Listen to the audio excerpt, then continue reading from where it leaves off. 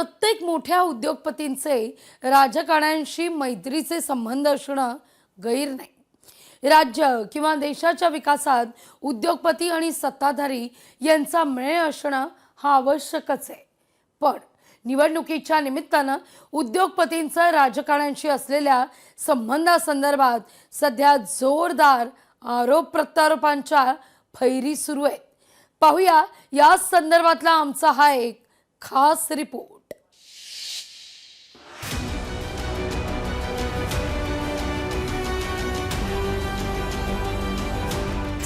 उद्योगपतींच्या राजकीय संबंधाबाबत आरोप प्रत्यारोपांच्या फैरी। उद्योगपती अदानींवरून राज यांचे मोदींवर लक्ष।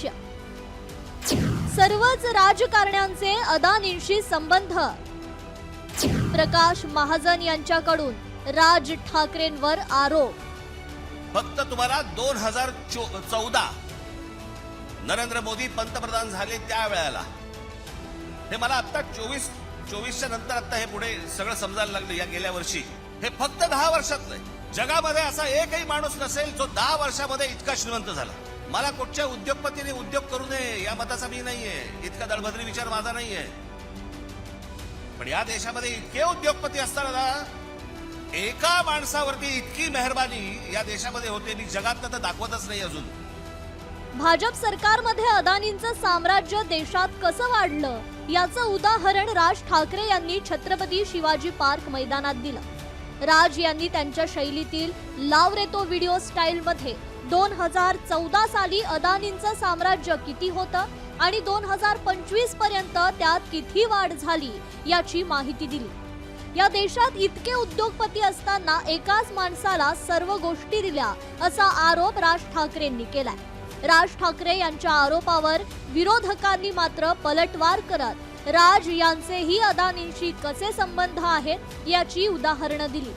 अमित साटम यांनी राज आणि अदानी यांचा त्यांच्याच घरातील एक फोटो ट्विट करत राज ठाकरेंचे आरोप ढोंगी आणि दुटप्पीकरणाचा कळस असल्याचं म्हटलंय। भाजपातून फारकत घेतलेले प्रकाश महाजन अनेक वर्षे महाराष्ट्र नवनिर्माण सेनेचे पदाधिकारी होते। अलीकडेच त्यांनी शिंदेंच्या शिवसेनेत प्रवेश केला। शिवसेनेचे प्रवक्ते असलेल्या प्रकाश महाजन यांनी राज यांच्या अदानीबाबतच्या मुद्द्यावर आपल्या मातोश्री बिल्डरची प्रगती कधी झाली अशा शब्दात राज यांच्यावर जोरदार पलटवार केला। आपल्या मातोश्री बिल्डर्सची प्रगती कधी झाली तो काळ आठवा ना। तो काळ जर तुम्हाला लक्षात येईल की ज्यावेळेस युतीची सत्ता होती त्यावेळेस तुमची मातोश्री वाढली, त्यावेळेसच तुम्ही कोहिनूर मिल घेतली, त्यावेळेसच तुम्ही मायकल जॅक्सन आणला। मग आता सुगीची प्रगती कुणामुळे झाली? या दोन भावांनी किती मराठी माणसं किंवा किती मराठी मोठे उद्योगपती महाराष्ट्र किंवा मुंबईत आणले? जोक सुद्धा टिकून ठेवला नाही यांनी। DSKच्या बाबतीत एकदा पत्रकार परिषदेत पुढे काय झालं? तुम्ही किती मराठी माणसाच्या मागे उभा राहिलात? आणि आज तुम्ही अंबानी ना अदानी, आम्हाला त्या दोघांच्या वादात मला जायचं नाही। अंबानी ना अदानीचा मी काही वकील नाही, पण अंबानीच्या लग्नात तुम्ही नसता, अदानीला घरी जेवायला बोलवता, आम्हाला पुन्हा मराठी माणसाचं भावनात्मक आव्हान करता।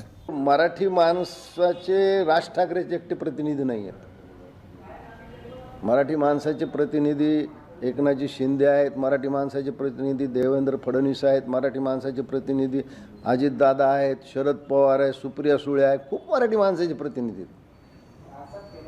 हे एक यांच्याकडे ठेका नाही दिला कोणी मराठी माणसा। राज ठाकरेंच्या आरोपांनंतर नितेश राणेंनीही ट्विट करत मार्मिक टोला लगावलाय। निवडणुकीच्या निमित्तानं कोणाचे कोणाशी संबंध किती आणि कसे आहेत याचा पाढा राजकीय व्यासपीठावर वाचला जातो। मुळात राजकारण्यांचे सर्वांशी सलोख्याचे संबंध असतात। राज यांचे अदानींवर घणाघाती आरोप होत असताना राष्ट्रवादी काँग्रेस शरद पवार पक्षाचे नेते जयंत पाटील व्यासपीठावरच उपस्थित होते। काही दिवसांपूर्वी अदानी कुटुंबीय आणि संपूर्ण पवार कुटुंबीय बारामतीत एकाच व्यासपीठावर उपस्थित होते। त्यावेळी पवारांनी अदानींचं तोंड भरून कौतुक केलं।